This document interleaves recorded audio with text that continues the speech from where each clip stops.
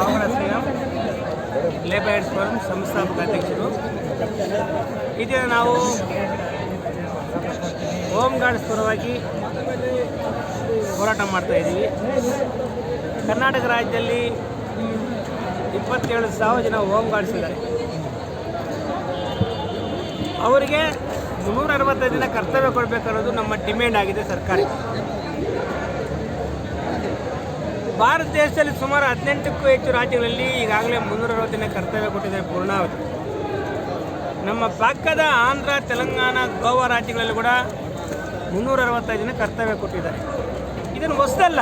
ನಮ್ಮ ರಾಜ್ಯದಲ್ಲೇ ಫಸ್ಟ್ ಆಗಿದ್ದರೆ ಸರ್ಕಾರ ಮೀನಾಮೇಷ ಎಣಿಸಬೇಕು, ಸರ್ಕಾರ ಹಿಂದೇಟ್ ಆಗಬೇಕು. ಎಲ್ಲ ರಾಜ್ಯಗಳು ಈ ರೀತಿ ಪ್ರಕ್ರಿಯೆ ಆಗಿರೋದ್ರಿಂದ ನಮ್ಮ ರಾಜ್ಯದಲ್ಲೂ ಕೂಡ ಪೂರ್ಣಾವಧಿ ಕರ್ತವ್ಯ ಕೊಡಿ ಅನ್ನೋದು ನಮ್ಮ ಡಿಮ್ಯಾಂಡ್. ಸರ್, ಈಗ ಎಷ್ಟು ದಿನ ಕೊಡ್ತಾ ಇದ್ದಾರೆ ಸರ್? ಈಗ ಎಷ್ಟು ದಿನ ಕೊಡ್ತಾ ಇದ್ದಾರೆ? ಕೇವಲ 90 ದಿನ ಕೊಡ್ತಾ ಇದ್ದಾರೆ ವರ್ಷದಲ್ಲಿ. 90 ದಿನ ಅಂದರೆ ಇನ್ನು 270 ದಿನಗಳು ನಾವು ಮನೆಯಲ್ಲೇ ಇರಬೇಕಾಗುತ್ತೆ. ಇನ್ನೇನು ಕೆಲಸ ಮಾಡೋಕ್ಕಾಗ್ತಾ ಇಲ್ಲ. ಹಾಗಾಗಿ 225 ದಿನ ಕೆಲಸ ಇಲ್ಲ. ನಮ್ಮ ಹೆಂಡತಿ ಮಕ್ಕಳು ಹೆಂಗೆ ಪೋಷಣೆ ಮಾಡಬೇಕು, ನಮ್ಮ ಜೀವನ ಹೆಂಗೆ ನಡೆಸಬೇಕು, ನಮ್ಮ ಬದುಕು ಭಂಡಾರ ಆಗಿದೆ, ನಮ್ಮ ಬದುಕುಗಳು ಕಷ್ಟ ಆಗಿದೆ, ನಮ್ಮ ಮಕ್ಕಳು ವಿದ್ಯಾಭ್ಯಾಸ ಕೊಡ್ಸೋಕ್ಕಾಗ್ತಾ ಇಲ್ಲ, ನಮ್ಮ ತಂದೆ ತಾಯಿಗಳು ಊಟ ಹಾಕೋಕ್ಕಾಗ್ತಾ ಇಲ್ಲ. ಅಷ್ಟೊಂದು ಕಷ್ಟದಲ್ಲಿ ನಮ್ಮ ಗೃಹ ರಕ್ಷಕರು ಇದ್ದಾರೆ. ಈ ಎಲ್ಲ ಕಾರಣಗಳಿಂದ ಕರ್ನಾಟಕ ರಾಜ್ಯ ಸರ್ಕಾರ ಈ ಕೂಡಲೇ ಈ ಬಜೆಟಲ್ಲೇ ತೀರ್ಮಾನ ತಗೋಬೇಕು.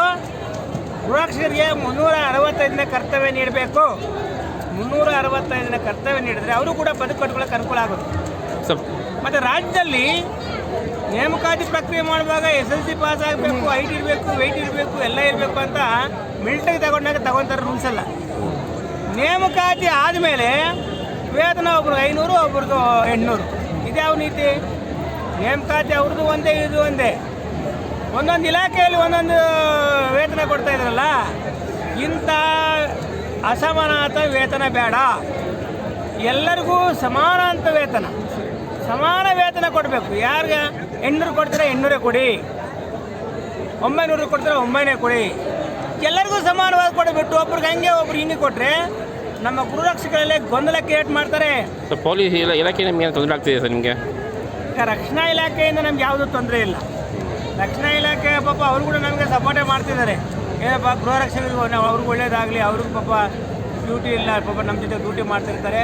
ಆದರೆ ಪೂರ್ಣಾವಧಿ ಡ್ಯೂಟಿ ಇಲ್ಲಲ್ಲ, ಅವ್ರ ಮಕ್ಕಳು ಸಾಕಲ್ಲ. ಅವ್ರಿಗೆ ಎಲ್ಲರಿಗೂ ನಮ್ಮ ರಕ್ಷಣಾ ಇಲಾಖೆ ಸಪೋರ್ಟ್ ಇದೆ, ಅನೇಕ ಇಲಾಖೆಗಳ ಬೆಂಬಲ ಇದೆ, ಸಾರ್ವಜನಿಕರ ಬೆಂಬಲ ಇದೆ. ಆದರೆ ಸರ್ಕಾರ ತೀರ್ಮಾನ ತಗೋಬೇಕು. ಇದು ಸರ್ಕಾರ ತೀರ್ಮಾನ ತಗೊಂಡ್ರೆ ನಮಗೆ ನ್ಯಾಯ ಸಿಗುತ್ತೆ.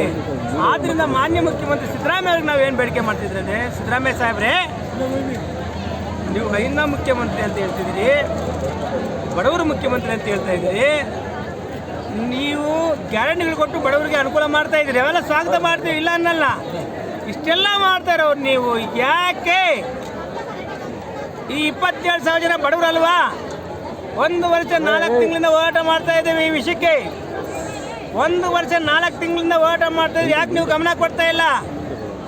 1 ವರ್ಷ ಆಯಿತು. ಶಶಿಕಲಾ ಜೊಲ್ಲೆ ಮೇಡಮ್ ಅವರು ಅಸೆಂಬ್ಲಿಯಲ್ಲಿ ಮಾತಾಡಿದ್ರು. ಅವ್ರು ಅಸೆಂಬ್ಲಿಯಲ್ಲಿ ಮಾತಾಡಿದಾಗ ಸನ್ಮಾನ್ಯ ಗೃಹ ಸಚಿವರು ಕೂಡ ಸ್ಪಂದಿಸಿ ಮಾಡಿಕೊಡ್ತೀರಿ ಅಂತ ಹೇಳಿದ್ರು. ಮಾತು ಕೊಟ್ಟು 1 ವರ್ಷ ಆಗೋಯ್ತು. ಇನ್ನೆಲ್ಲಿ ಈ ಬಡ್ಜೆಟ್ ಆದರೂ ಮಾಡಿ, ಹಿಂದಿನ ಬಡ್ಜೆಟಲ್ಲೇ ಮಾಡ್ತೀವಿ ಅಂತ ಹೇಳಿದ್ರು ಮಾನ್ಯ ಮುಖ್ಯಮಂತ್ರಿಗಳೇ. ಈ ಬಡ್ಜೆಟಲ್ಲೂ ನೀವು ಮಾಡಬೇಕಂತ ನಮ್ಮ ಡಿಮ್ಯಾಂಡ್. ಎಲ್ಲ ಗೃಹರಕ್ಷಕರಿಗೂ ನ್ಯಾಯ ಸಿಗಬೇಕಪ್ಪ ಅಂದರೆ ಇದೊಂದು ತೀರ್ಮಾನ, 360 ದಿನ ಕರ್ತವ್ಯ ತಗೊಳ್ಳಿ ಅಂತ ನಾವು ಡಿಮ್ಯಾಂಡ್ ಮಾಡ್ತಾ ಇದ್ದೀವಿ. ಸರ್, ಈ ಹೋರಾಟ ಯಾವ ರೀತಿ ಇದೆ ಮುಂದಿನ ದಿನಗಳಲ್ಲಿ? ಈಗ ನಾವು ಶಾಂತಿಯುತವಾಗಿ ಹೋರಾಟ ಮಾಡ್ತಾಯಿದ್ದೀವಿ. ಸಂವಿಧಾನಬದ್ಧವಾಗಿ ನಾವು ಹೋರಾಟ ಮಾಡ್ತಾಯಿದ್ದೀವಿ. ಯಾಕಂದರೆ ನಾವು ನ್ಯಾಯಯುತವಾಗಿ 360 ದಿನ ಕರ್ತವ್ಯ ಮಾತ್ರ ನಮ್ಗೆ ಬೇಕು. ನಾವೇನು ಕಾಯಂ ಕೇಳ್ತಾ ಇಲ್ಲ. ಹಂಗಾಗಿ ಎಲ್ಲ ಬೇರೆ ಬೇರೆ ರಾಜ್ಯಗಳಾಗಿರೋ ಆಧಾರಗಳಿದ್ದಾವೆ, ದಾಖಲಾತಿಗಳಿವೆ, ಅವಿಟ್ಕೊಂಡು ಮಾಡ್ಬೋದು. ಮಾಡುತ್ತೆ ಸರ್ಕಾರ ಅನ್ನೋ ಕಾರಣಕ್ಕೆ ಶಾಂತಿಯುತವಾಗಿ ಮಾಡ್ತಿದ್ವಿ. ಆದರೆ ನಮ್ಮ ಮನವಿನ ಮಾನ್ಯ ಮುಖ್ಯಮಂತ್ರಿಗಳೇ ತಗೋಬೇಕು. ನಾವು ಮುಖ್ಯಮಂತ್ರಿಗೆ ಮನವಿ ಕೊಡೋಕೆ ರೆಡಿ ಇದ್ದೀವಿ, ಬೇರೆ ಇನ್ಯಾರು ಕೊಡಲ್ಲ. ಸನ್ಮಾನ್ಯ ಮುಖ್ಯಮಂತ್ರಿಗಳೇ ಇಲ್ಲಿ ಬರಬೇಕು ಅನ್ನೋದು ನಮ್ಮ ಡಿಮ್ಯಾಂಡ್. ಮುಖ್ಯಮಂತ್ರಿ ಬರೋವರೆಗೂ ಎದ್ದೋಗಲ್ಲ. ಗೃಹರಕ್ಷಕರ ಹೋರಾಟಕ್ಕೆ, ಗೃಹರಕ್ಷಕರ ಹೋರಾಟಕ್ಕೆ ಜೈ ಗೃಹರಕ್ಷಕ, ಜೈ ಗೃಹರಕ್ಷಕ, ಜೈ ಗೃಹರಕ್ಷಕ, ಜೈ ಗೃಹರಕ್ಷಕ, ಜೈ ಗೃಹರಕ್ಷಕ, ಜೈ ಗೃಹರಕ್ಷಕ. ರಕ್ಷಕರ ಹೋರಾಟ